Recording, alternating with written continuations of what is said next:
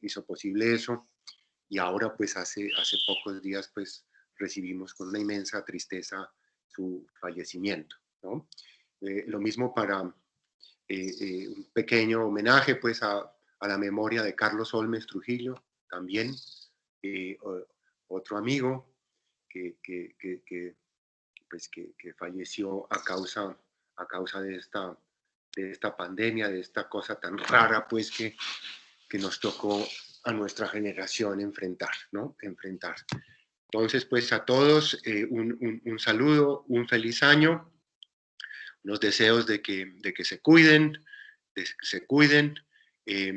porque yo creo que las cosas van avanzando, pero de todas maneras esto va a tomar todavía tiempo, ¿no? Bueno, entonces, sin más preámbulo, voy a abrir una presentación que quiero compartir con todos ustedes. Vamos a ver pantalla compartida, si puedo hacer esta cosa, compartir, y ustedes, Juan Carlos, me dicen si ya la están viendo. Está cargando, Santiago, pero todavía no la vemos.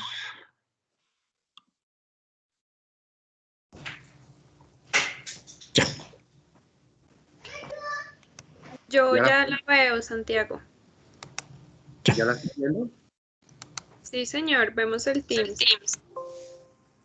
Uy, entonces yo no la veo. Pásate tal vez a la pestaña de presentación.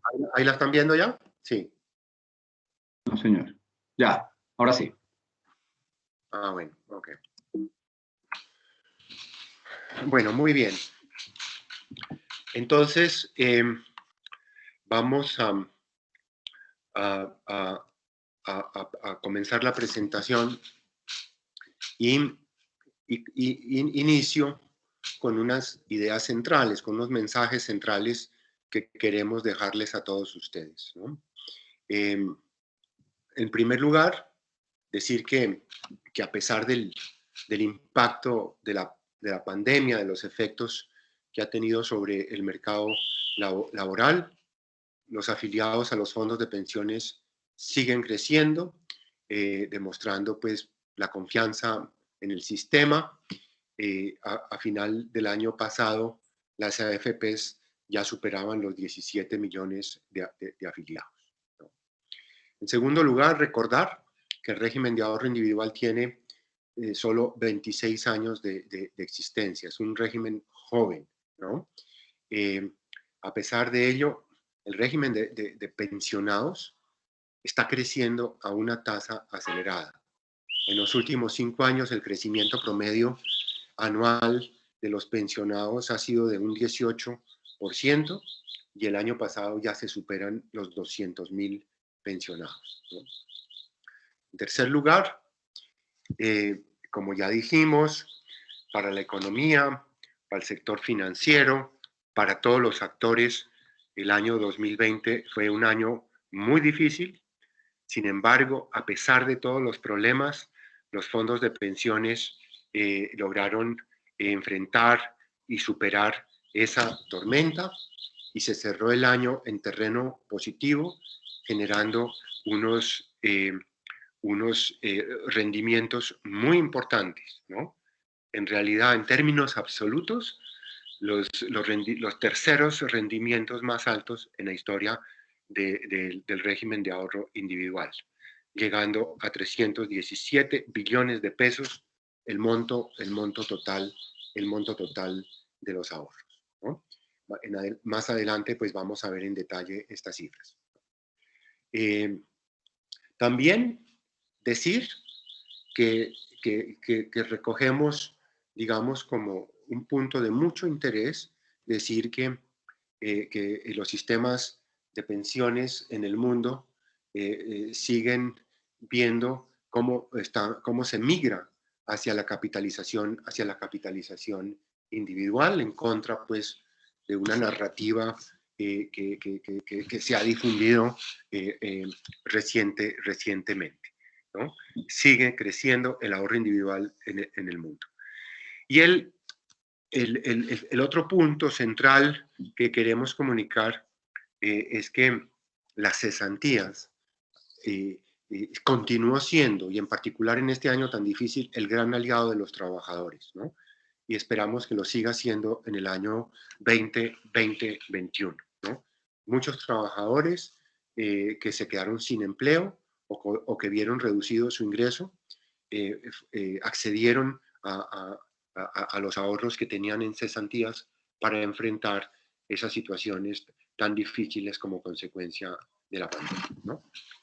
Entonces, en este orden de ideas, vamos a hablar primero sobre afiliados y cotizantes, luego vamos a entrar a presentar los números de los pensionados, posteriormente mostraremos las cifras de rendimientos y de ahorro, en cuarto lugar, un resumen de la conveniencia del régimen pensional para cada persona, quinto, un cuadro sobre esta evolución del contexto internacional y sexto, terminaré con unas cifras sobre cesantías, ¿no? Entonces comienzo recordando un poco la situación de los afiliados y cotizantes en el sistema general de pensiones, ¿no? En términos de afiliados, estamos hablando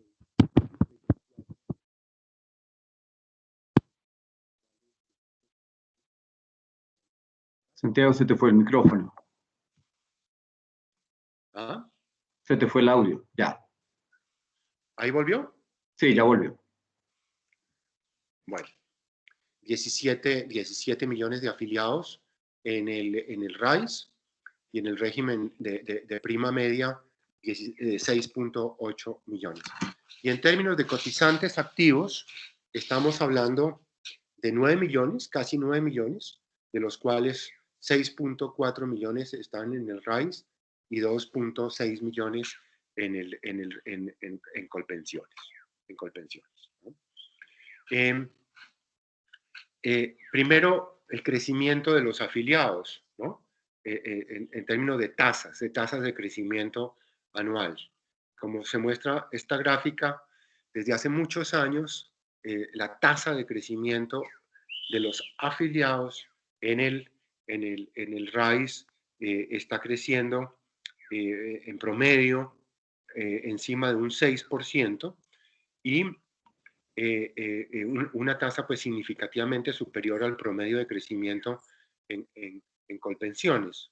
Al final del periodo, ustedes ven cómo el año pasado caen estas tasas de crecimiento como consecuencia de la pandemia.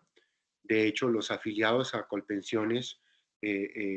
María Gladys pregunta, hoy tenemos reunión a las 10 de la mañana, me llegó un correo, ¿me confirmas? ¿Aló? Vani, hay que silenciar los micrófonos, perdón. Ya. Sí. Entonces, a pesar pues de la pandemia, los afiliados al RAIS crecieron a 3.8% y los afiliados al régimen público en el último año tuvieron una tasa de crecimiento negativa, ¿no? La situación de los cotizantes ha sido mucho más dura que la de los afiliados, como era de esperar. Esta gráfica indica, ¿no?, cómo mes a mes, especialmente a partir del comienzo de la pandemia, los cotizantes del sistema, aquí no estamos distinguiendo por régimen, sino todos los cotizantes al sistema general de pensiones, pues fíjense ustedes cómo esas tasas fueron negativas, ¿no? Negativas a partir de marzo, ¿no? Reflejando pues la conexión entre el sistema pensional y el mercado laboral. Una muestra de los cotizantes en el RAIS, ¿no?, por rango de edad. Esta gráfica lo que muestra es que el RAIS, como lo dije al comienzo, sigue siendo un régimen muy joven, ¿no? Muy joven. Los afiliados al RAIS, el 83%, tienen menos de 45 años, ¿no? Y la mayoría de los afiliados entonces se encuentra a más de 10 años de la edad de pensión. De hecho, la edad promedio de los afiliados es de solo 35 años, ¿no? Esto es muy importante resaltarlo porque, entre otras cosas, explica por qué todavía no hay tantos pensionados. A pesar de que, como ya dije y vamos a ver, los pensionados están creciendo a unas tasas altísimas en el régimen de ahorro individual, ¿no? Los cotizantes, ya no en términos de edad, sino en términos de salarios, ¿no? En términos de salarios. Esto también lo hemos mostrado anteriormente, ¿no?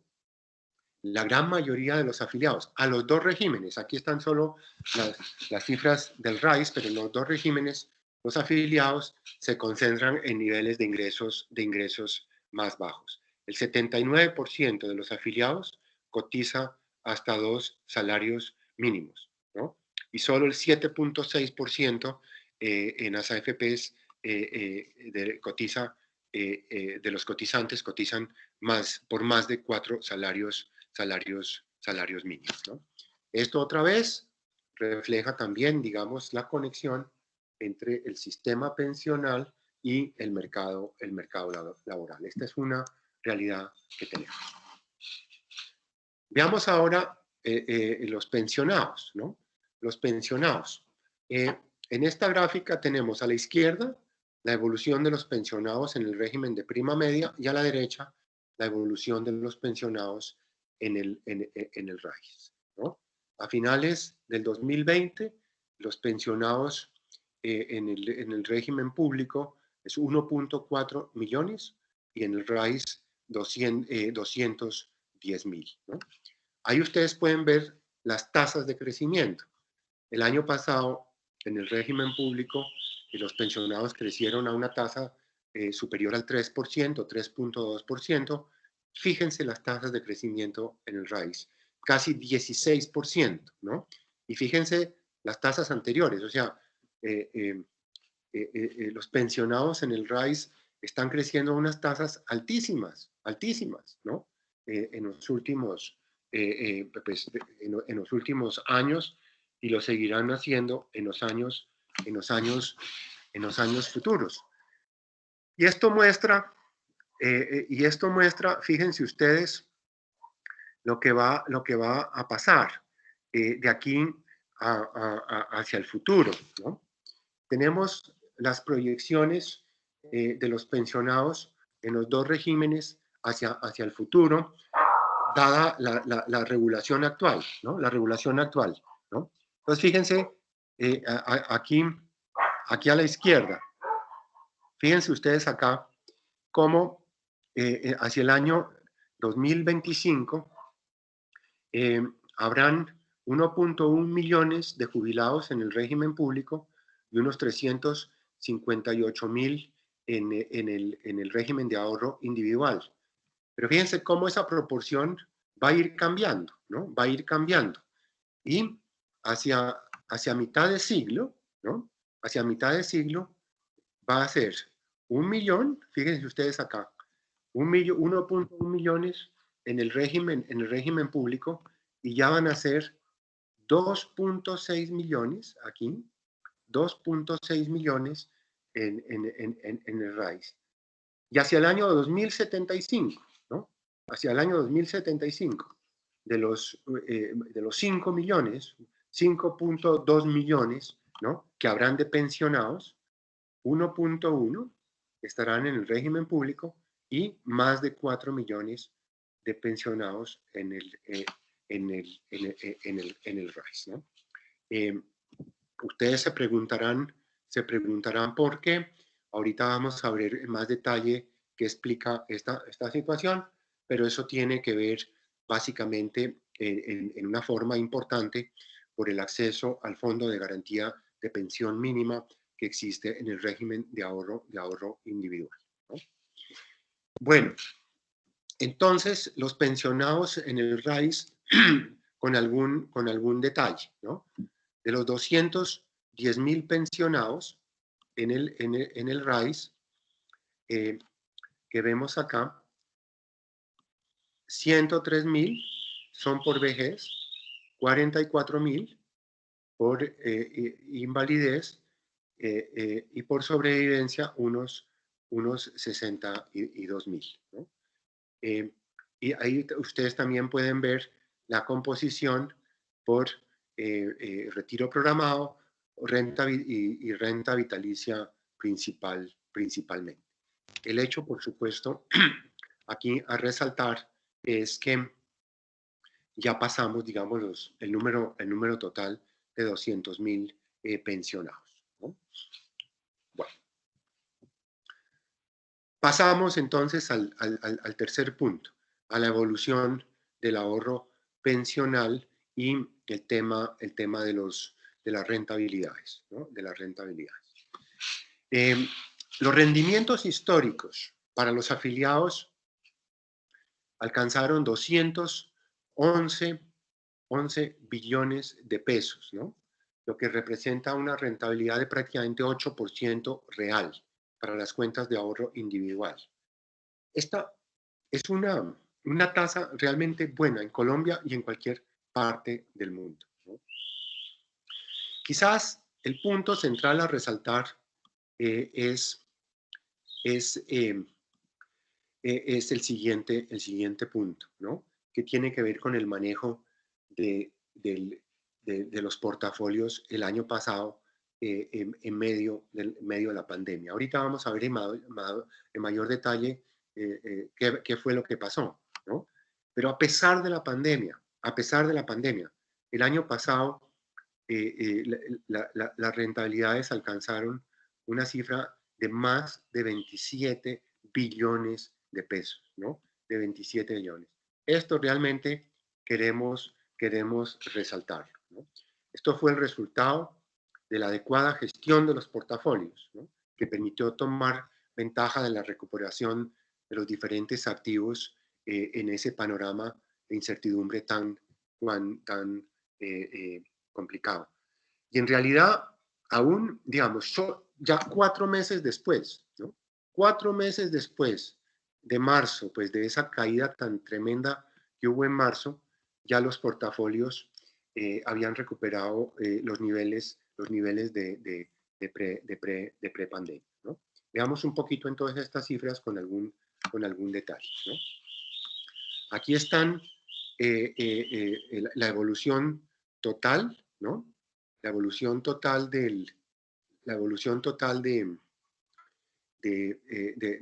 los ahorros, ¿no? Hacia el 2020, como ya dije, llegamos a 317 billones, ¿no? Ahí van ustedes a empezar a notar cómo el portafolio de mayor riesgo ha ido tomando una mayor participación, ¿no? Con el paso de los años. El valor de los fondos a diciembre del 2020, ¿no? Entre los portafolios moderado, conservador y de mayor riesgo, tenemos un total, acá déjenme poner aquí la pluma, un total de 284 billones, ¿no? De los cuales el moderado sigue siendo el mayor porcentaje, 70.6, el conservador 10.10, y ya, como les dije antes, el de mayor riesgo ha ido creciendo y ya tiene más de un 9%.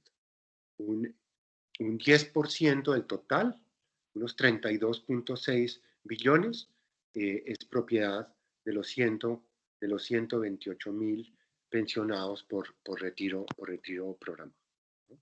Bueno, este es un cálculo que siempre ustedes nos han visto, ¿no? Una inversión, un ejercicio que hacemos, una inversión de 1 millón, de 1 millón de... aquí se pasó esto, un momentico, un momentico que esto se me pasó aquí, aquí está, ¿no? Y un ejercicio que hacemos, invertimos un millón de pesos en diciembre del 94, en cuanto estaría esta cifra de acuerdo a tres inversiones, digamos, ¿no? Si tenemos una rentabilidad, digamos, que es solo igual a la inflación, tendríamos 5.8 millones. Si invertimos esta plata, si hubiésemos invertido esta plata en un CDT, tendríamos 12.6 billones de pesos, ¿no? Pero invertidas con la rentabilidad que han dado históricamente los fondos de pensiones, esa cifra es de 43.6 millones de pesos, ¿no? Ahí se ve, ahí en esta gráfica se capta muy bien, digamos, la extraordinaria rentabilidad que han tenido los fondos de pensiones pese a las volatilidades, ¿no? Y las volatilidades pues se ven aquí en esta curva pues tan quebrada, ¿no? Y aquí ya vamos viendo la caída del año pasado, ¿no? Pero entonces digamos, este monto tan alto, 43 millones, pues comparado con solo 12 millones en un CDT, sí, se hace un poco a costa de la volatilidad, ¿no? Pero es un riesgo que vale la pena asumir, sobre todo en los portafolios de los más jóvenes, ¿no? Que tienen toda la vida laboral por delante, ¿no? En esta gráfica comienza, es un ejercicio parecido, suponiendo que invertimos, digamos, un millón de pesos, ¿no? Un millón de pesos, pero en diciembre del año 2011, ¿no? Un millón de pesos acá en 2011. En 2011, ¿cómo serían las cifras ahora? 1.4 millones. Si la inversión pues es solo la inflación, 1.52 si es un CDT. Y acá tenemos lo que han rentado los fondos de pensiones, pero esta vez no como un promedio total, sino como han rentado los diferentes portafolios. Y fíjense ustedes cómo el portafolio de mayor riesgo tiene casi 2.2 millones, la cifra más alta, ¿no? Pero aquí ustedes también ven la caída, lo que fue la caída por la pandemia, ¿no? Esta caída aquí, la caída de marzo, ¿no? La caída de marzo. Esta es una caída brutal, pues como ustedes ya sabían, ¿no? Pero fíjense ustedes cómo muy pronto, digamos, los fondos lograron superar esta eventualidad tan negativa y volver a terreno positivo, que para todo el año, como les dije al comienzo, ha implicado una rentabilidad de 27 billones de pesos, ¿no? En esta gráfica se muestra los rendimientos acumulados de los fondos en las columnas amarillas, y estas columnas color naranja son las rentabilidades anuales, ¿no? Año por año en términos absolutos, ¿no? Aquí está la composición de una cuenta de ahorro individual, ¿no? Suponiendo que se ha cotizado, que se ha cotizado sobre 2 salarios mínimos. Este es un ejercicio durante 2 salarios mínimos desde abril del año 94, ¿no? Entonces, ¿cómo sería esa composición al día de hoy? Y un poco ahí lo que muestra lo que es la inflación, la rentabilidad y las cotizaciones, ¿no? Y las cotizaciones. Ahí se muestra, pues, la importancia realmente de las rentabilidades otra vez a lo largo del tiempo, ¿no? Esta es una gráfica que reitera lo anterior, pero para los últimos años, a partir del año del 17, el 18, el 19, y aquí el último año, ¿no? El último año. Y ahí se muestra cómo los rendimientos año corrido, ¿no? Y los rendimientos mensuales, ¿no? Miren, fíjense ustedes, pues otra vez la caída de lo que fue de marzo y cómo a pesar de esta caída aquí tan brutal de marzo, tuvimos año corrido una rentabilidad de 27 billones. Como había dicho, era la tercera más alta, es un poquito, es inferior, digamos, a la del 2019, que fue muy buena, cuando alcanzó prácticamente los 40 billones de pesos, ¿no? En esta gráfica está la composición de los portafolios a diciembre del 2020 por las diferentes edades, ¿no? Por las diferentes edades. Entonces se muestra cómo para la renta variable, pues representa el componente más importante de los portafolios, en tanto, ¿no? Para los más viejitos, la renta fija es la que compone pues un 75% de los portafolios.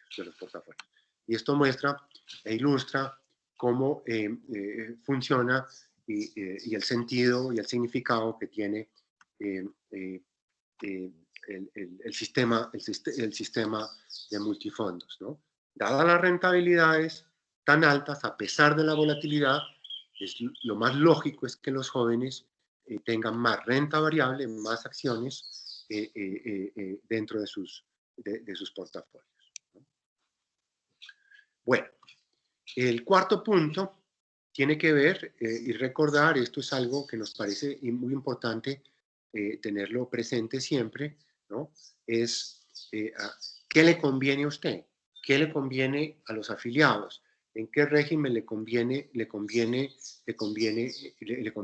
estar, ¿no? Dada la situación del sistema pensional, pero dada también, digamos, la regulación del mercado laboral, ¿no? Del mercado laboral. Entonces, dado el total de los afiliados, ¿no? Esos 24 millones de personas, ustedes nos han escuchado anteriormente, dada la informalidad laboral que hay en Colombia, ¿no? Esa informalidad tan alta que infortunadamente tenemos, de los dos regímenes, o sea, para todo el sistema,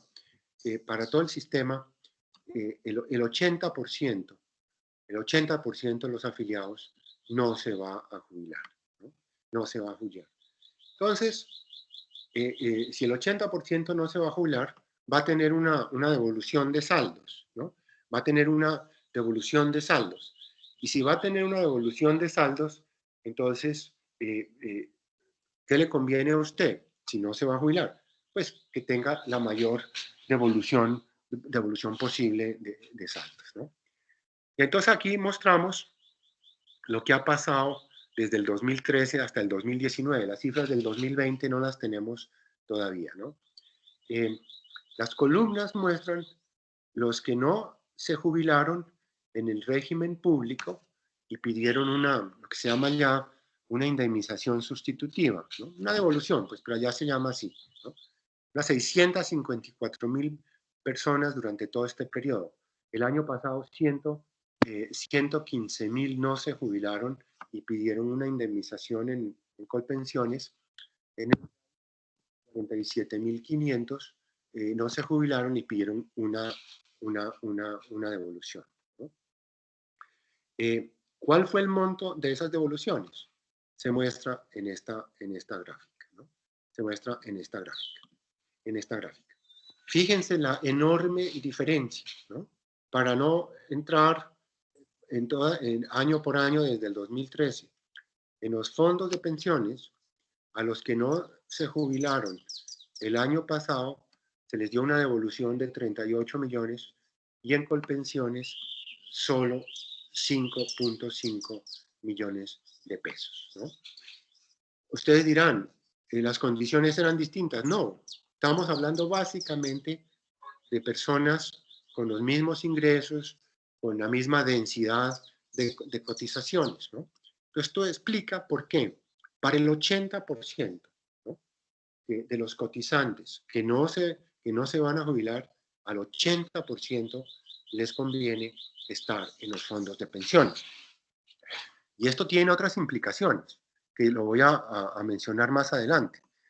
Porque con estas devoluciones, más un subsidio que da el gobierno en los BEPS, ¿no?, usted puede construir, o podría construir, unos BEPS significativamente más elevados en los fondos de pensiones que en el régimen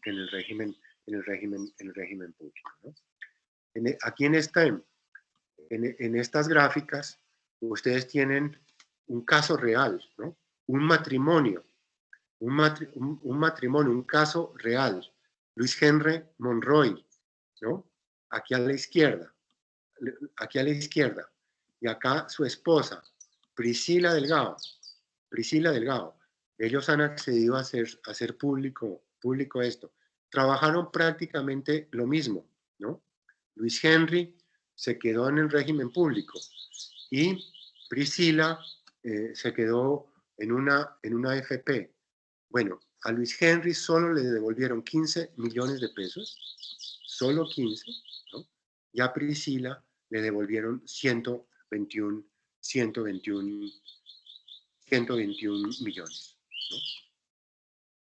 Esto se me trabó, yo no sé qué pasó. Se te salió el modo de presentación. Listo, ya. Exacto. Entonces, fíjense ustedes. Ay, oh Dios, otra vez, no sé qué pasó. Ahí tienes que darle modo eso. A Priscila le devolvieron 121 millones de pesos, ¿no? Entonces, a ese 80%, pues le conviene, por supuesto, estar en los fondos de pensiones, ¿no? Pero más allá de eso, digamos, la inequidad que existe, ¿no? La inequidad. Esto quizás es peor que los subsidios que se les da a las personas en el régimen público, ¿no? Porque ese 80% son los de menores ingresos, ¿no? Y eso es algo de nuestra regulación que está realmente más, ¿no? Y eso hay que llamar una expropiación que se le hace a esas personas de menores ingresos. Esto es algo realmente vergonzoso que tiene la regulación del Estado en Colombia, ¿no? Y es increíble que alguien pueda seguir defendiendo esta situación, y sin duda, este es uno de los principales motivos para que tengamos una reforma pensional en nuestro país, ¿no? Entonces, un poco lo que les había dicho antes, ¿no? Digamos, con esas devoluciones, ¿no?, usted puede armar, digamos, unos BEPS muy grandes, ¿no? Si usted tiene con las devoluciones de los fondos de pensiones, más un subsidio de 20% que dan los BEPS, usted podría tener una renta vitalicia, un BEP, ¿no?, permanente de casi 300.000 pesos mensuales, ¿no? De casi 300.000 pesos mensuales. Por el contrario, ¿no? Con la devolución de Colpensiones más el 20%, el BEP que usted podría construir sería solo de 43.000 pesitos, ¿no? Entonces esto es algo muy importante que hay que tener en cuenta, no solo por la parte de equidad, si tenemos en cuenta la equidad, sino también por las posibilidades que esto tendría, digamos, para mejorar el sistema de protección a la vejez en nuestro país. A ese 80%, entonces, claramente le conviene estar en los fondos de pensiones. Hay otro 10% que se pensiona con un salario mínimo, ¿no? Y aquí es muy importante lo del Fondo de Garantía de Pensión Mínima, porque para usted acceder a al Fondo de Garantía de Pensión Mínima, usted tiene que cotizar solo 1.150 semanas, ¿no? O sea, 3 años menos que en Colpensiones, ¿no? Y usted se puede jubilar a pesar de que no tenga el capital para financiar una pensión de salario mínimo. Usted puede tener un capital de lo que sea, 30, 40 millones, ¿no? Pero si tiene las 1.150 semanas y la edad, ¿no? Entonces, usted sí puede acceder a una pensión de salario mínimo, ¿no? A ese 10%, entonces, también le conviene estar en un fondo de pensiones. Ahora bien, le voy a tomar un poquito de agua. Hay un 5% adicional que es gente que puede financiar una pensión con el capital ahorrado, ¿no? Pero no tiene las 1.300 semanas que le exigen a ustedes en Colpensiones. Y eso le ha pasado a mucha gente, ¿no? Incluso a unos economistas muy conocidos, que no voy a dar el nombre de ellos, ¿no? Que estaban en Colpensiones y no alcanzaron a jubilarse porque no tenían las 1.300 semanas y sí se hubieran podido jubilar en un fondo de pensiones porque ese capital sí les alcanzaba para una pensión. Entonces, fíjense, estamos hablando de un 80 más 10, 90 más 5, 95% de todos los afiliados que les conviene más estar en un fondo de pensión, ¿no? Aquí está, en esta gráfica se explica este tema de lo que acabo de decir. ¿Qué queda? Queda un 5%, ¿no? Un 5% que efectivamente cumple las 1.300 semanas, ¿no? Tiene unos ingresos más altos y dados los subsidios que hay en el régimen público, a ese 5% sí le conviene estar en Colpensiones, ¿no? En Colpensiones. Esto es muy importante que la gente lo tenga en cuenta y es muy importante para la doble asesoría, ¿no? Que se haga, para que la gente tenga muy claro qué régimen le conviene, dada la regulación que hay hoy en día. ¿Por qué le conviene a este 5% estar allá en Colpensiones, ¿no? Como ya dije, por los subsidios, ¿no? Por los subsidios. Este es un cuadro que tiene como fuente el DNP, y fíjense ustedes acá que muestra los subsidios, ¿no?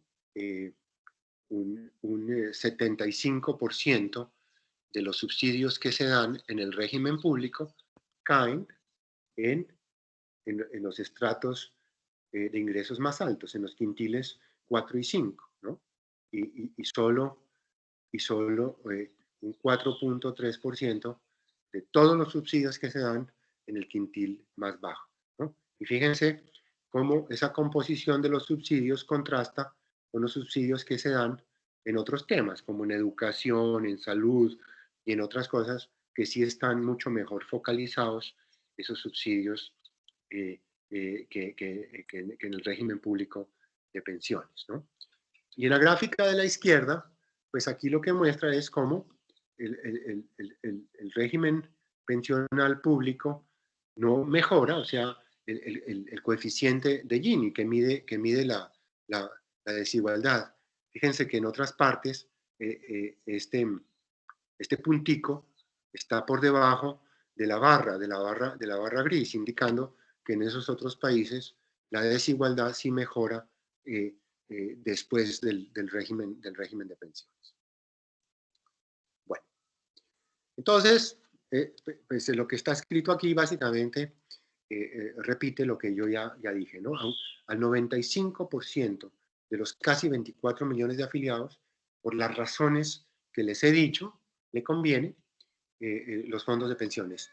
y a un 5% le conviene el régimen público, fundamentalmente por esos subsidios que allá se otorgan a ese grupo de un 5% de los afiliados. Contexto internacional, ¿no? Ya casi para terminar, ¿no? Esta es una gráfica que es muy importante tenerla en cuenta. ¿Por qué? Porque hace un par de años, un poco más de años, se publicó, digamos, un informe de dos miembros de la OIT, que si bien no era un reporte oficial de la OIT, como los que lo hicieron sí pertenecían, entonces se atribuyó esto a la institución, ¿no? Y básicamente lo que decía es que allá se está revirtiendo hacia sistemas de repartos, hacia sistemas de prima media en el mundo. Incluso hablaban de que países como Venezuela y Nicaragua habían revertido de capitalización individual a regímenes de reparto, cuando esos países jamás tuvieron capitalización individual. O sea, un reporte que da información falsa, ¿no? Pero fíjense ustedes cómo de sistema único, digamos, de capitalización individual, se ha pasado de 6 a 12 y hacia el año 99 mixto complementario. O sea, pasamos de 6 a 28, ¿no? A 28, que tienen ya, además de un pilar, digamos, de reparto, un pilar de capitalización individual.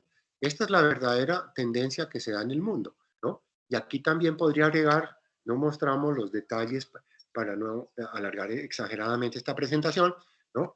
Países como Suecia, Dinamarca y sobre todo Holanda, que tiene uno de los mejores sistemas pensionales del mundo. En Holanda, el sistema que era público con mucho ahorro, decidieron asignar esos ahorros a cuentas individuales, ¿no? Entonces ha sido una reversión completa desde un sistema de reparto a un sistema de capitalización individual, ¿no? Entonces esa es de verdad la tendencia que se está dando en el mundo. Y termino con una nota sobre las cesantías, ¿no?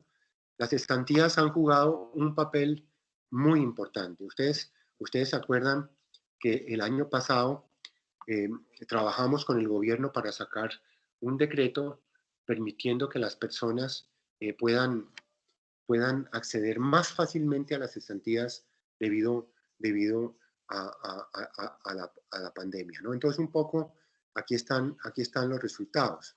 Aquí están los resultados. 2.2 hubo retiros por 2.2 billones de pesos, ¿no? Por terminación de contrato.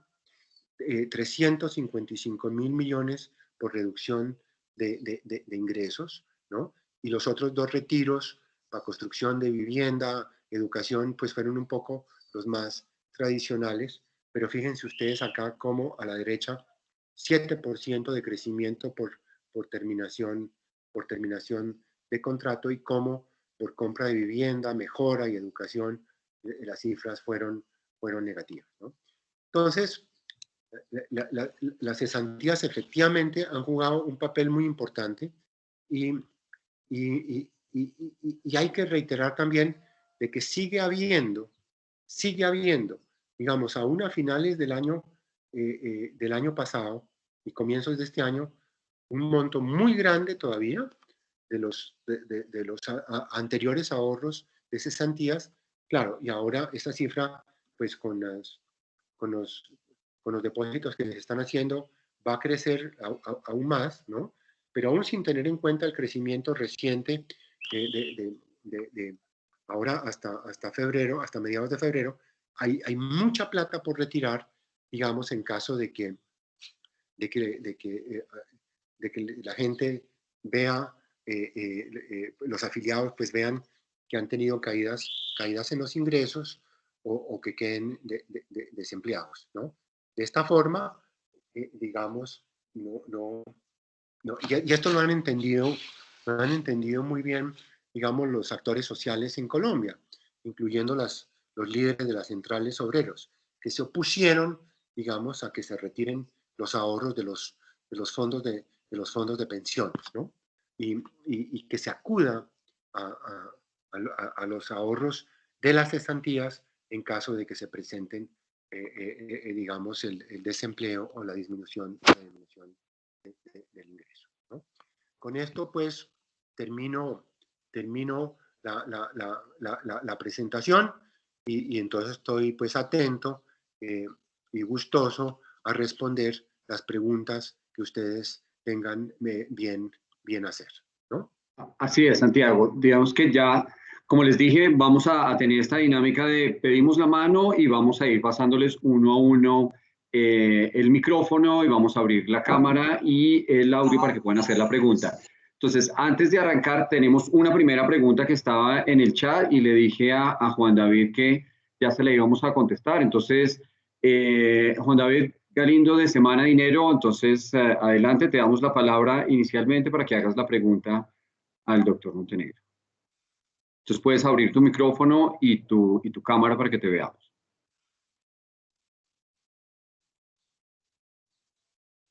Ah, Juan dice que no tiene micrófono.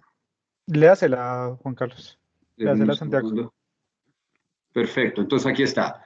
Entonces, pregunta de Juan David Galindo. Entonces dice, doctor Montenegro, ¿qué consecuencias ve a sus fondos de que se siga dilatando la discusión de la reforma pensional en el país? Todo indica que el gobierno Duque no la presentará al Congreso.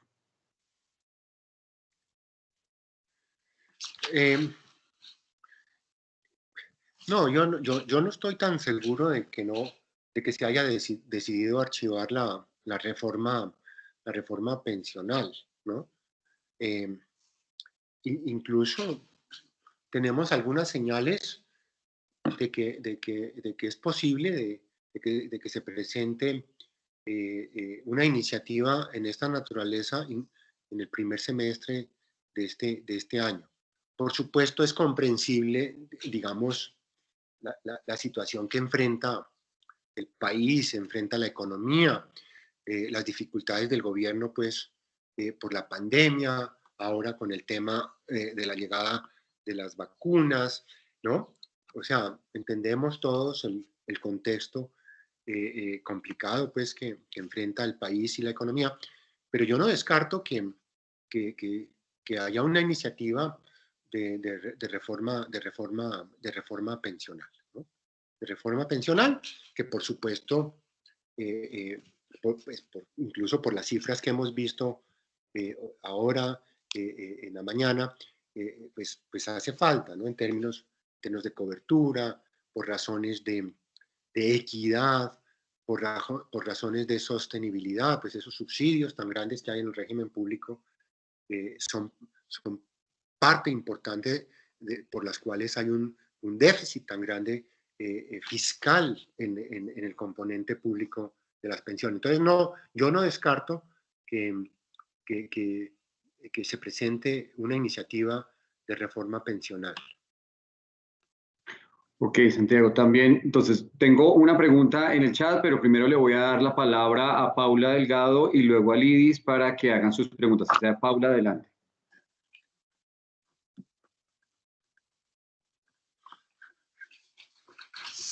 Gracias, perdón la demora, estos botoncitos a veces me complican la vida. Doctor Montenegro, ¿cómo está? Yo le voy a insistir en el tema de la reforma pensional.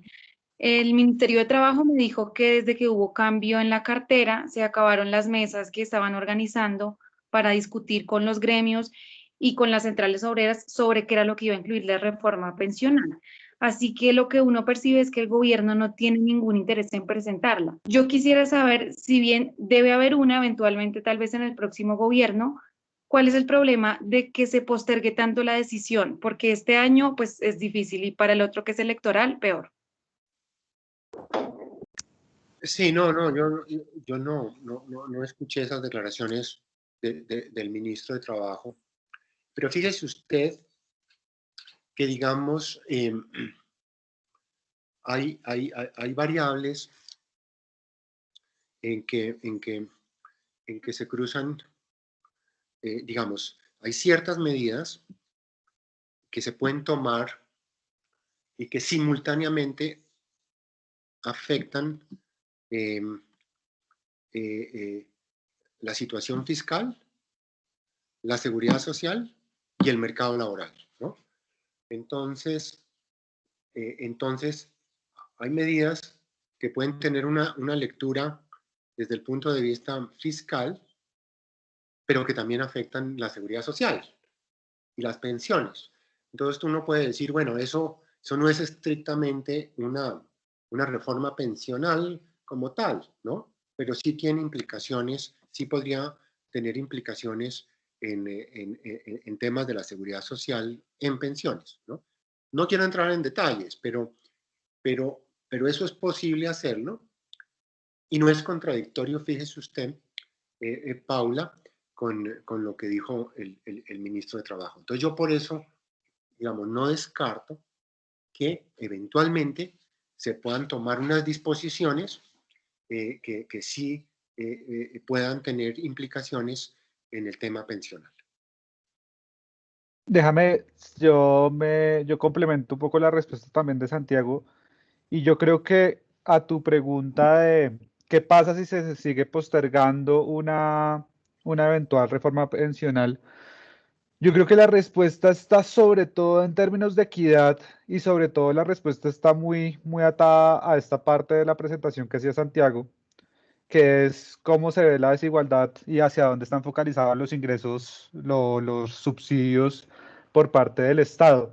Y yo creo que si una reforma, si uno empieza a postergar, no es necesariamente que pues va a empezar a, no sé, la bomba pensional que se va a estallar de manos fiscales, de pronto no es tanto ese tema, sino es que vamos a seguir reproduciendo esa desigualdad tan grande que ya tenemos en Colombia, y lo que necesitamos es que realmente este 5%, los de ahí para abajo están, digamos, pueden tener unas mejores condiciones, están en un fondo privado, pero ese 5% que es la personas de más altos ingresos y a la cual estamos destinando los subsidios públicos, es donde estamos reproduciendo esa desigualdad, y es donde sí o sí debería haber una intervención, un cambio, una modificación en este momento para poder focalizar los recursos públicos hacia la población más vulnerable. Entonces yo creo que no es que sea un tema urgente que ya o ya tenemos que hacer algo, porque si no se nos estalla fiscalmente, pero sí es un tema digamos, podríamos ponerlo en el mundo ético, de no darle subsidios a las personas de más altos ingresos para focalizarlos correctamente y poder sacar de la pobreza a los adultos mayores que hoy en día tienen unos niveles de pobreza muy elevados. Yo creo que es por ahí donde debería estar focalizada. Es un tema mucho más sencillo, digamos, de hacer. No implica mover semanas, no implica mover edades, pero sí es algo que estamos en mora de hacer para que no se siga reproduciendo esa desigualdad tan alta que tenemos en Colombia y en el sistema pensional en particular, y del régimen pues, pegado al régimen público de pensiones. Muchas gracias. Perfecto. Ahora vamos con la pregunta de Lidis Ribón. Lidis, de RCN. Haz tu pregunta, por favor. Hola, muy buenos días. Doctor Santiago, usted decía que el 80% de los afiliados no se van a jubilar. Yo quisiera saber cuáles son esas razones por las cuales las personas no se jubilarían, qué condiciones cumple un afiliado para no pensionarse. Y tengo una segunda pregunta y tiene que ver con las cesantías. ACOPI tiene una publicación que dice que sus pequeños y medianos empresarios, un 64%, no tienen los recursos para pagar las cesantías, las va a pagar porque es obligación, pero que no tienen los recursos. ¿Cómo va el recaudo de este año? Muchas gracias, Lidis, por la pregunta. Sí, como decía, digamos, ese 80%, que es una cifra muy tenaz, ¿no? Muy tenaz. Es consecuencia de ese mercado laboral que tenemos, ¿no? Una informalidad, bueno, un desempleo, por un lado, pero una informalidad también muy alta. ¿Qué quiere decir la informalidad? Que a lo largo de la vida laboral, las personas no tienen suficientes semanas de... Santiago, se te fue el micrófono. Para, Ya, ¿ahí? ya volvió. Para usted jubilarse en el régimen público tiene que cotizar 1.300 semanas, ¿no? Casi 26 años continuos de cotizaciones. En el régimen de ahorro individual son 3 años menos, ¿no? O sea, 1.150 semanas. Y el promedio de cotizaciones de un trabajador típico colombiano son unas 600 semanas, ¿no? Si imagínense ustedes, ese es el promedio. Entonces eso explica que un 80% no alcanza una pensión de salario mínimo, ¿no? Esa es la explicación. Ahora bien, por eso es que tenemos que pensar en otras fórmulas, ¿no? En otras fórmulas. Por eso es que los BEPS se nos abren como una alternativa, ¿no? Usted de pronto no alcanza una pensión de 900.000 pesos, ¿no? Un salario mínimo, pero sí puede alcanzar, tener, digamos, una pensión, aunque acá no se puede llamar pensión, de 500.000, de 600.000, con los ahorros que ha acumulado, ¿no? Y usted con 600.000 pesos, pues puede defenderse en la vejez. Eso es mejor que nada. Y es mucho mejor que lo que recibe, por ejemplo, alguien que esté en Colombia Mayor, en el programa Colombia Mayor, donde le dan a usted 75.000 pesitos. Esa es la plata que recibe un afiliado al programa de Colombia Mayor, 75.000 pesos, ¿no? Si armamos unos BEPS, usted podría tener 500.000, 600.000 pesos. Sí, no alcanza los 900.000 de un salario mínimo, pero imagínese, ¿no? La diferencia entre 75.000 y 600.000 pesos. Ahora bien,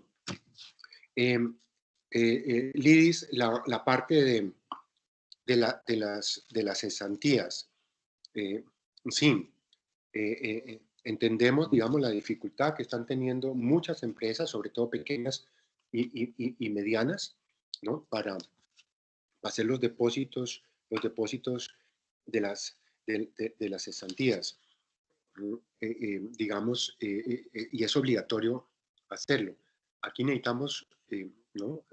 Fórmulas que flexibilicen, den facilidades, tiempo, para que las empresas puedan hacerlas. Jorge, no sé si podemos presentar algunas cifras de cómo van las cesantías. Yo aquí no las tengo. Jorge, ¿tú tienes ahí algunas cifras o todavía no podemos presentar? Todavía no tenemos cifras de recaudo. El recaudo se concentra mucho en la fecha máxima de pago de cesantías, que es el 15 de febrero. Tenemos una estimación de cuánto va a ser ese recaudo en los fondos de cesantías. Estimamos que más o menos sean 6.4 o 6.5 billones de pesos lo que se va a recaudar de cesantías en febrero 15. Pero evidentemente se espera una disminución asociada pues a todo este efecto que hemos mostrado en la presentación de la caída de los cotizantes. Eso evidentemente va a tener un efecto sobre el recaudo de cesantías en febrero del 2015. Pero sí, la invitación es, obviamente esto es un ahorro muy importante para los trabajadores, sobre todo en este momento, en esta pandemia que todavía la seguimos viviendo, todavía estamos en la mitad o estamos apenas saliendo del segundo pico, entonces evidentemente es supremamente relevante pagar estos recursos para que la gente tenga un seguro de desempleo, porque todavía seguimos con estas cifras bastante elevadas de desempleo e informalidad en Colombia. Así es, tenemos dos preguntas más por el chat. La primera es de Marcela Peña, de Blue Radio, y dice, bueno, realmente son tres preguntas que nos hace Marcela. La primera es, ¿cuántos de los afiliados actuales son activos? La segunda es, ¿cuánto dejaron de ahorrar los trabajadores para pensión este año por cuenta de las medidas de la pandemia y del incremento en el desempleo? Y la tercera es, ¿cómo va la reposición de los aportes que no se pagaron entre abril y junio? Si quieres, Santiago, yo respondo que tengo acá las cifras como más recientes. Perfecto, adelante. Gracias, Jorge. Marcela, te cuento un poco primero sobre el tema de cuánto dejaron de ahorrar los trabajadores. Hay efectivamente tres efectos. Está la caída de los ingresos en algunos trabajadores, está efectivamente el desempleo que tú dices y está el tema de abril y mayo que no se hicieron los aportes y eso al final del 2020 representó una caída en las cotizaciones, en los aportes que se hicieron anuales del 12,9%. Entonces sí hubo una caída importante en el recaudo de pensiones obligatorias que, digamos, la buena noticia es que se vio compensado positivamente por los rendimientos que se generaron ese año de los 27 billones de pesos. Entonces eso ayudó que el neto y el valor total del ahorro creciera de un monto importante a los 317 billones de pesos que hablábamos al inicio. Eh, Acá está preguntando de una vez que ese dinero, ¿cuánto equivale? Eso equivale a más o menos 3 billones de pesos, 3,1 billones de pesos, esa diferencia de los recaudos que no se hicieron en el 2020. Con base, digamos, fue un poco después de la noticia o de la declaración de inexequibilidad por parte de la Corte del decreto que eliminaba, digamos, esos aportes para las empresas.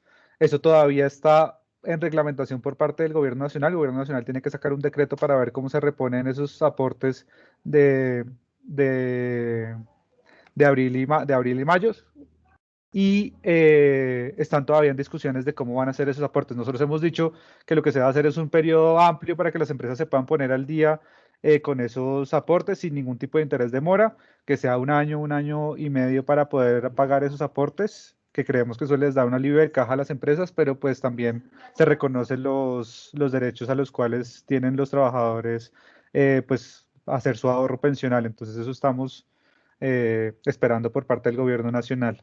Y a la primera pregunta de cuántos son los cotizantes, eran los 9 millones que presentaba Santiago al inicio. De los cotizantes son 9 millones de personas, de los 24, cerca de 24 millones de afiliados que hay hoy en día en el Sistema General de Pensiones. Ok, Jorge, vale. Digamos que atado un poco nos está preguntando Nelson Bocanegra que aprovechando esta pregunta, entonces, ¿cuánto totalizaron los aportes? Los aportes totalizaron, cerraron en 20,6 billones de pesos. Entonces,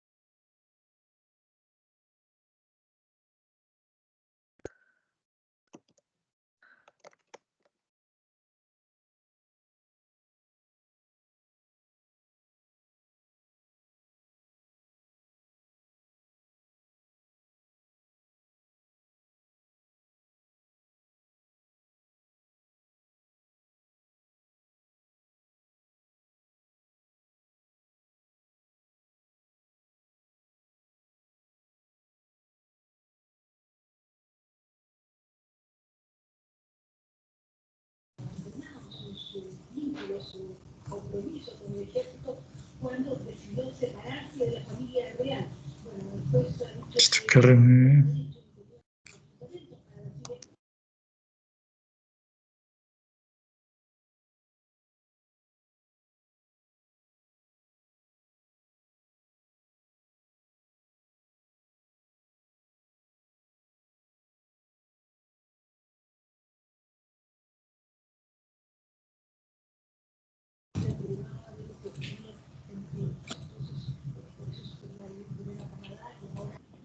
Hola.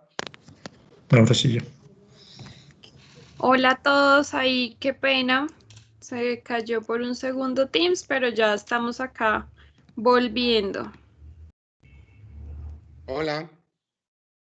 Hola Santiago, ya estamos volviendo todos. ¿Qué pasó?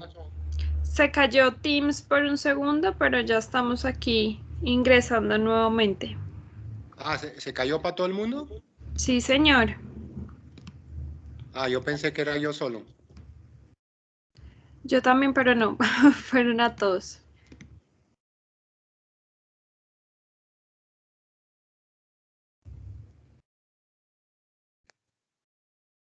Estamos de regreso, hubo como un problema con Teams, entonces creo que nos tocó a todos.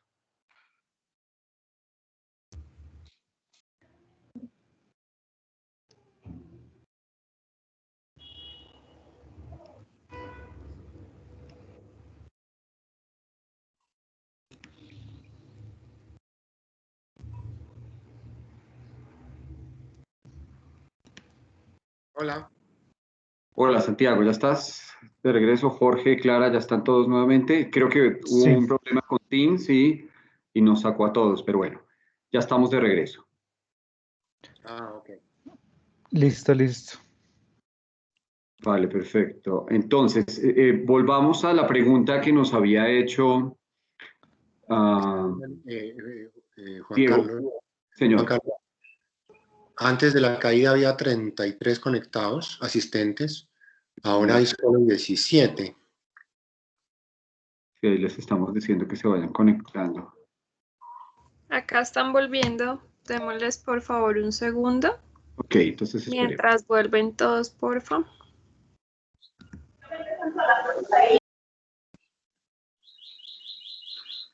La respuesta de Jorge ya lo que estaban esperando los colegas sobre cesantías, eso se perdió. Yo creo que para ellos es importante escucharla nuevamente.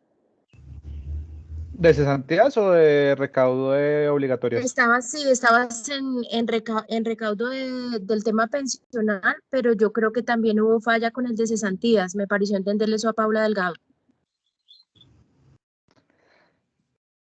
Ok, ok. Podemos repetir las dos. Eso, perfecto. Entonces, ¿listo? Si quiere, entonces... Sí, Jorge, si quieres, vamos a ver cuántos tenemos ya. 18, pero si quieren vamos siguiendo. Vale. Entonces, digamos que recapitulando, la primera pregunta es sobre el tema de recaudo de cesantías, como lo veíamos. Y en el recaudo de cesantías decíamos que todo se concentra hacia febrero 15. Entonces, pues todavía no tenemos cifras de cómo va el recaudo, pero la estimación es que evidentemente con la caída de los cotizantes que se ha visto en los últimos, pues después de marzo, después de inicio de pandemia, sí esperamos que exista una caída un poco en ese recaudo y cerremos el recaudo de febrero 15 para o cerca a 6.4, 6.5 billones de pesos. Eso en recaudo de cesantías, que es pues un monto y un ahorro supremamente importante para todos los trabajadores colombianos. El otro tema que me hacían, la otra pregunta que me estaban haciendo era sobre el recaudo de pensiones obligatorias para 2020. Y en ese recaudo o los aportes de pensiones obligatorias de 2020 cerramos con 20.6 billones de pesos, que es un monto importante, pero eso representa una caída de 12.9% con respecto a los aportes de 2019, pero responde sobre todo, pues obviamente, al tema de la destrucción de empleo formal, pero adicionalmente, pues a los 2 meses que no se hicieron aportes para las cuentas individuales que se esperan reponer luego que salga el decreto por parte del gobierno nacional para, pues, para hacer ese trámite de recuperación de sus aportes, y donde la posición de Asofondo siempre ha sido como dar un margen, un tiempo amplio a las empresas para que se pongan al día con sus trabajadores sin ningún interés de mora, que sea un periodo lo suficientemente amplio para poder que las empresas tengan la liquidez y la tranquilidad para no hacerles mayor presión a la que ya tienen por todo el efecto de la pandemia, y hay digamos, superado ese tiempo, se pongan al día con sus trabajadores. Eso yo creo que son los temas que me habían hecho que nos habían hecho preguntas, y pues podemos continuar con más preguntas. Ok, perfecto. Entonces voy a volver a la pregunta, gracias Jorge, voy a volver a la pregunta que nos hacía Diego Palencia, y decía, en temas de liquidez, vemos que la política expansiva está dando impulso en la estabilidad de la tasa de rentabilidad en tiempos de incertidumbre en los diferentes fondos. Nos pregunta que cuáles pueden ser las expectativas para el primer semestre de este 2021.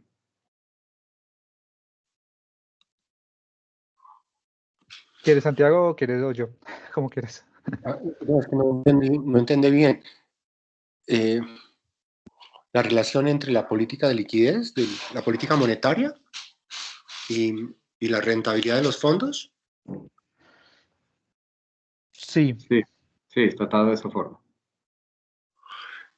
No, yo diría, digamos, en Colombia y en todo el mundo, en particular en los Estados Unidos, los bancos centrales han continuado con una política de mucha liquidez, ¿no? De ayuda al sector privado y a los gobiernos, ¿no? Eso hizo después de marzo que la curva de rendimientos, que había subido pues en Colombia 300 puntos básicos, muy pronto retornara a la situación pre-pandemia, ¿no? Entonces yo creo que eso va a seguir, y uno diría, bueno, si eso es así, entonces la rentabilidad tendería a ser baja, pues porque las tasas de interés están muy bajas. Por eso es que es tan importante el manejo activo, digamos, de los equipos de inversión de las AFPs, buscando las inversiones alternativas, buscando la renta variable, buscando otros activos, ¿no? Eso va a seguir, y eso es lo que explica, digamos, las buenas rentabilidades que hemos tenido en el pasado y que sin duda vamos a seguir teniendo este año. Perfecto.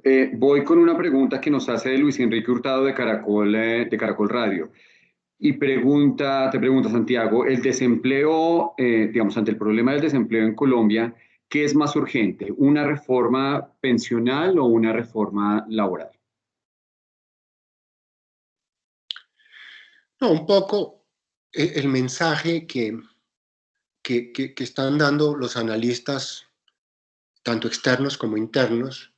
Externos, por ejemplo, Santiago Levy, quien lidera esta misión de mercado laboral para el gobierno nacional, trabajando muy de cerca, muy mano a mano con el DNP, pero también muchos economistas en Colombia, digamos, han llegado a la conclusión de que cuando se tomen estas decisiones de política, no se lo haga unilateralmente, ¿no?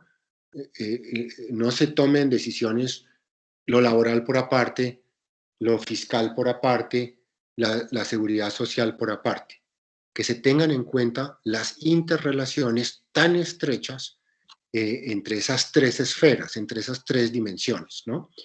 Entonces la respuesta sería, las dos cosas son importantes, ¿no? Las dos cosas son importantes, sobre todo en aquellas variables que impactan tanto lo laboral como lo pensional simultáneamente, ¿no? Eso parece obvio, parece como elemental decirlo, ¿no? Pero es un cambio de mentalidad muy importante, ¿no? Muy importante. Yo creo que si tenemos en cuenta eso, digamos, el país va a avanzar mucho en los próximos los próximos años.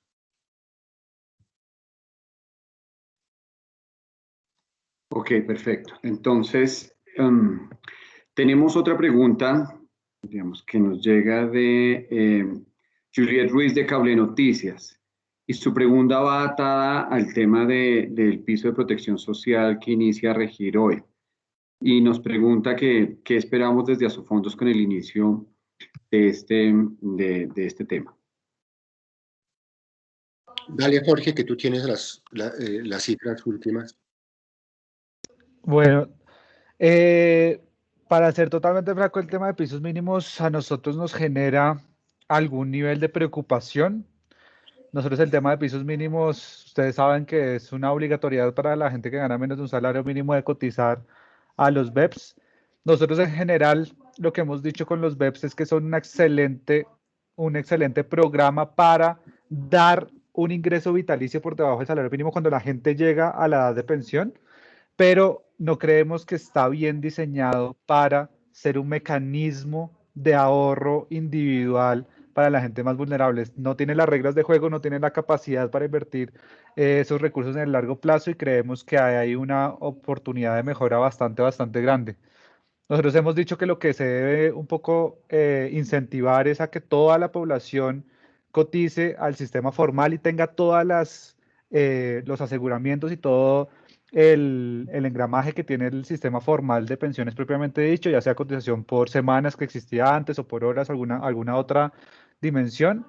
Y en particular también nos genera algo de preocupación con pisos mínimos, que esto empieza como a volver más y más complejo el sistema. Entonces, hay dos regímenes pensionales para la gente formales, está Colpensiones, están los fondos privados, pero además si usted gana un poco menos, entonces hay otro sistema diferente. Todo eso lo que hace es sumar complejidades al sistema, y cuando un sistema es muy complejo, la gente simplemente se desentiende del sistema, pues no entiende cómo funciona y deja de cotizar a cualquiera de sus diferentes sistemas. Entonces nosotros sí hemos dicho que hay una oportunidad de mejora en el tema de pisos mínimos.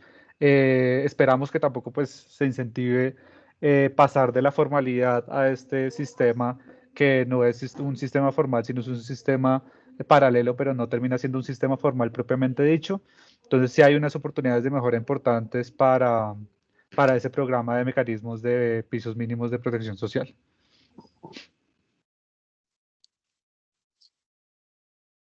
Ok, gracias Jorge. Douglas Balvin nos pregunta que si la pandemia exacerba el dramático estado del sistema pensional y en qué sentido lo haría.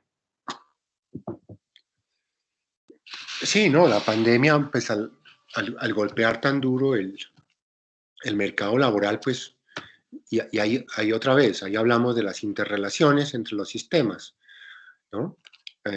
Genera empleo, genera informalidad, genera desempleo, informalidad, induce a mucha gente a retirarse del mercado laboral, ¿no? Los inactivos crecen, afecta sobre todo a las mujeres y a los jóvenes, ¿no? Entonces sin duda, y como mostramos, ¿no? Las cifras de los cotizantes el año pasado, después de la pandemia, fueron negativas, ¿no? Eso es muy claro. Y de ahí, pues, que esperamos, pues, que la recuperación de la economía sea vigorosa este año, ¿no? Este pico, pues, que estamos viendo de la pandemia, pues va a complicar un poco las cosas, pero yo sí soy muy optimista de que cuando comience este mes, comiencen a llegar las vacunas, la gente se vuelva a cuidar. Es que yo sí creo que mucha gente se descuidó lo del distanciamiento social en las fiestas de Navidad y Año Nuevo. O sea, a lo largo y ancho del país, este pico que estamos viendo es una directa consecuencia de ese relajamiento del distanciamiento social, ¿no? Fiestas en los pueblos, no en todas partes. Mucha gente que viajó a Cartagena las fiestas, los restaurantes, me cuentan de Barranquilla, en mi tierra, en Pasto, igual, o sea, ¿no? No hubo carnaval, el carnaval de blancos y negros se suspendió, pero igual mucha gente celebró en las casas, entonces se empieza a tomar aguardiente y a los 20 minutos la gente ya no tiene, ¿no? El tapabocas pues ya lo tiene acá en el cuello, ¿no? Entonces, pues si culturalmente, digamos, nos volvemos otra vez a ordenar, ¿no? Y empiezan a llegar las vacunas, esto de las cuarentenas, los toques de queda, pues se dejan a un lado y la economía se va a recuperar y el empleo pues se va a volver a generar, ¿no? Entonces yo sí soy optimista de que este año la recuperación va a ser muy importante y que eso va a impactar favorablemente al sistema pensional. Así es. Ok, Juan, tenemos otra. Perdona, qué pena te adelante, interrumpo ahí. Jorge. Déjame hacer que ahorita por el interno me me hicieron una aclaración buena para el tema de pisos mínimos y qué pena, prefiero hacerla de una vez. Y es lo siguiente, ustedes saben que pisos mínimos es para, pues la gente cotiza a BEPS y BEPS lo administra con pensiones y se está mandando una información errada y es que la gente para poder acceder a pisos mínimos y a esa cotización a BEPS tiene que estar afiliada en el sistema formal a Colpensiones. Y eso es una aclaración bastante relevante ahí, porque no es necesario que esté afiliado a Colpensiones. Una persona puede estar afiliada a un fondo de pensiones privado y cuando gana menos del salario mínimo estar cotizando a pisos mínimos sin ningún problema. Entonces yo creo que eso es una buena aclaración, sobre todo con las cifras que mostraba Santiago en la presentación, donde la persona que está en un fondo de pensiones privado tiene un capital mucho más grande y con eso puede construir un BEP más grande al final. Entonces esa aclaración es muy importante porque se está mandando ese mensaje erróneo, que yo creo que también es un reto de pisos mínimos de que Colpensiones está administrando dos cosas muy distintas, pero pues se genera toda la confusión que se genera. Entonces yo creo que esa es una aclaración también bastante relevante para hacer con respecto a pisos mínimos. Qué pena ahí la interrupción, pero yo creo que es una aclaración muy válida que toca hacer. Perfecto, sí, súper válida. Nos pregunta Juan Carlos Leighton de La Patria que cómo estuvo la rentabilidad de los fondos y si nosotros tenemos un reporte regionalizado y si tenemos ese reporte, que cómo le fue a Caldas en el manejo de las cesantías. Jorge, no sé si tienes algo.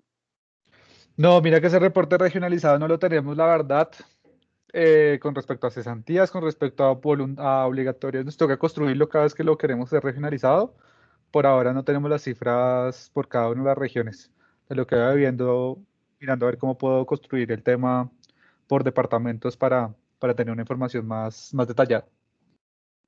Ok, se la tenemos entonces ahí a Juan Carlos. Y nos pregunta Pilar Rodríguez ¿qué opinaba Santiago o Jorge de la posibilidad de permitir el retiro parcial de los afiliados en medio de esta crisis, pues de los ahorros de los afiliados en medio de esta crisis?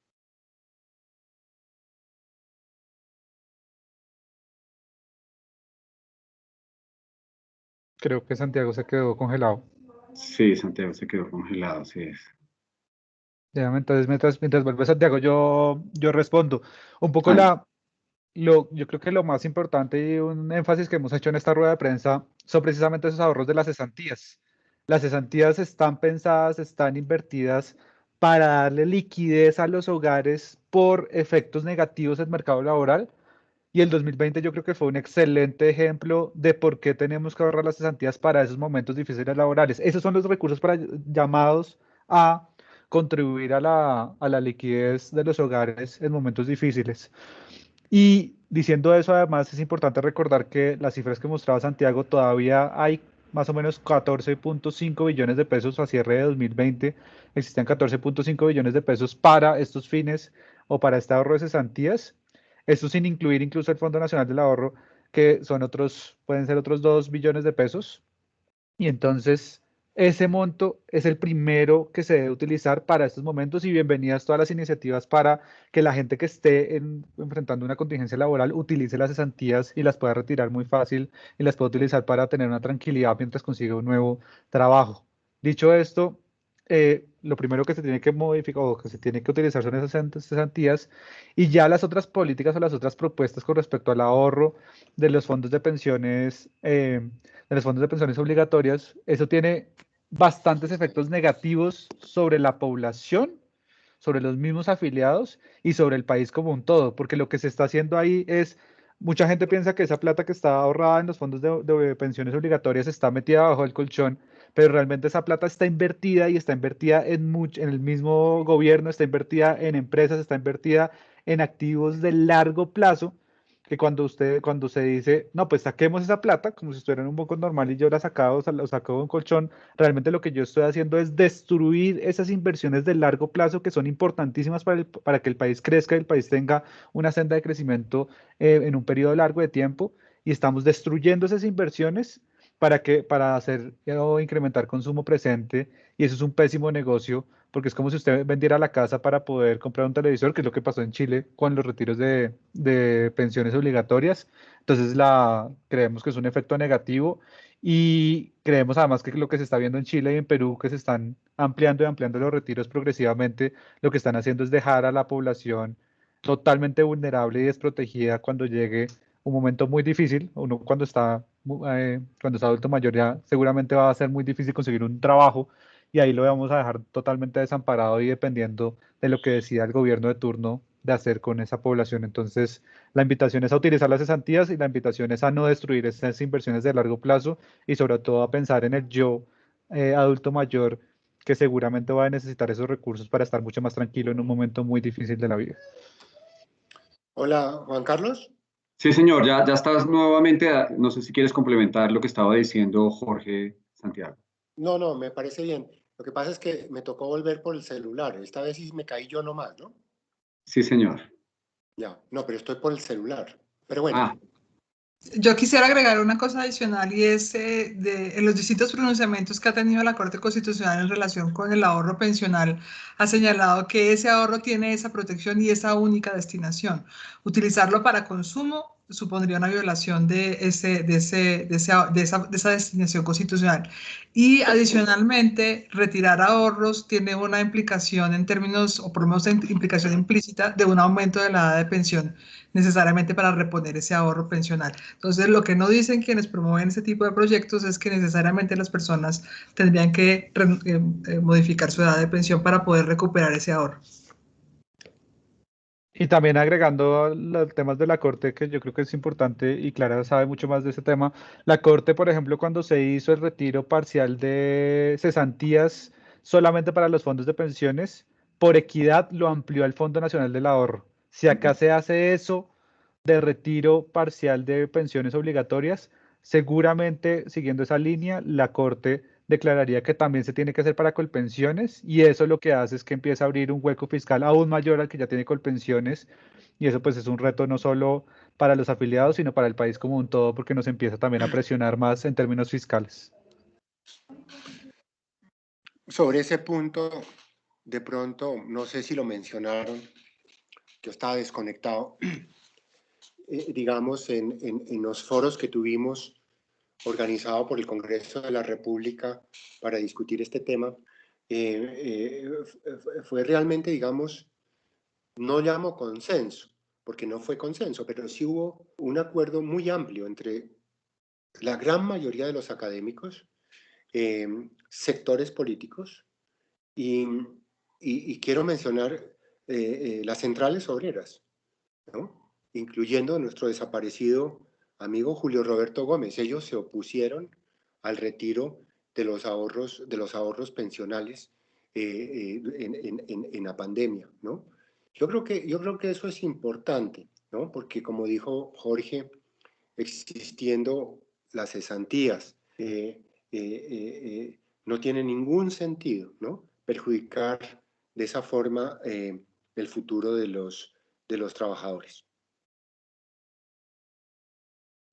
Así es, Santiago, muy bien, muy claro. No tengo otra pregunta ni en el chat ni en los mensajes internos. No sé si alguno de los colegas tiene más preguntas, o si no, me parecería importante, Santiago, Jorge, Clara, que hiciéramos como unos mensajes finales que quieras entregar, Santiago, antes de terminar la rueda de prensa. Sí, no, aquí digamos, yo creo que los mensajes centrales han sido, en primer lugar, que el año 2020 fue un año de muy buena rentabilidad de los ahorros de los trabajadores. Esas rentabilidades son de los trabajadores, van a sus cuentas individuales, ¿no? En términos de montos absolutos, fueron los ahorros más grandes históricos, ¿no? Y todo esto a pesar de la pandemia, o sea, 27 billones de ahorros, ¿no? Durante el año, ¿no? A pesar de esa caída tan brutal de marzo, 4 meses después de marzo ya se estaba en una situación igual a la prepandemia, ¿no? Y a final de año, pues como vimos en las cifras, 27 billones. El monto total de ahorros subió a 317 billones de pesos, ¿no? Que es plata de los trabajadores. Yo creo que esta es una lección muy buena.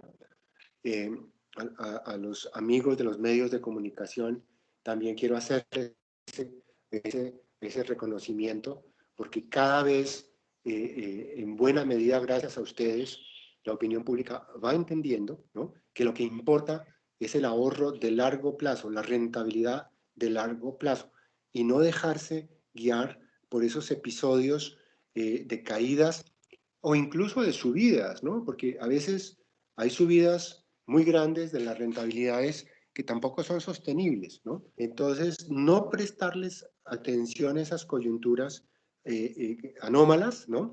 Sino pensar en esa rentabilidad, como dije, de largo plazo, que en el caso nuestro de Colombia ha sido muy buena y es buena acá y en cualquier parte del mundo. La confianza en los fondos de pensiones se manifiesta también en el número de afiliados que sigue creciendo, se manifiesta también en el número de jubilados, ¿no?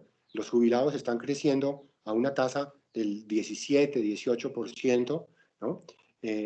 Van a ser cada vez más los jubilados de los fondos de pensiones. Todos esos son unos mensajes que dan tranquilidad, por supuesto no inducen a la complacencia, ¿no? Pero dan tranquilidad, especialmente después de un año tan difícil, ¿no? Entonces, quiero agradecerles el que nos hayan acompañado y estaremos y seguiremos siempre abiertos a preguntas, comentarios que ustedes nos quieran seguir haciendo, ¿no? Y como dije al puro comienzo, otra vez para ustedes y para sus familias, pues dos mensajes. Uno, que se sigan cuidando, que se cuiden, que mantengan el distanciamiento social, el tapabocas, ¿no?